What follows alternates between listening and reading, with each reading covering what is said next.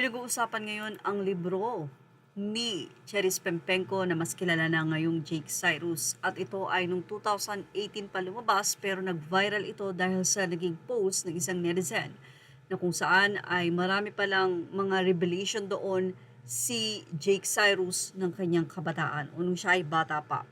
Ilan dyan ay ang minolesya siya ng kaniyang sariling tiyuhin na di umano ay dead ma lang ang ina nito nung kanyang sinabi ito.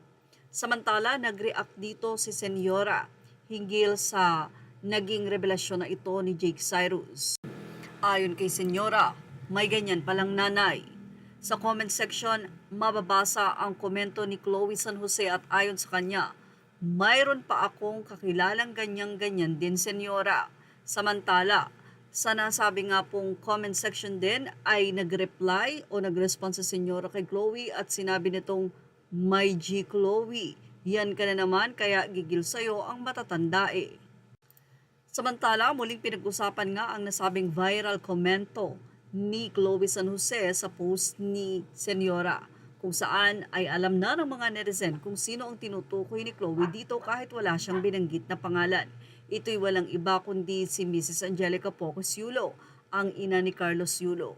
Ilang mga netizen naman ang naghayag ng kanilang saloobin sa nasabing mensahe na ito o komento ni Chloe San Jose sa naging post ni Senyora.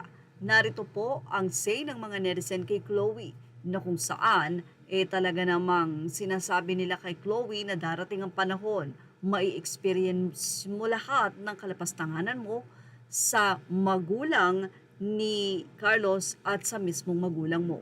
Narito ang say ng mga netizen.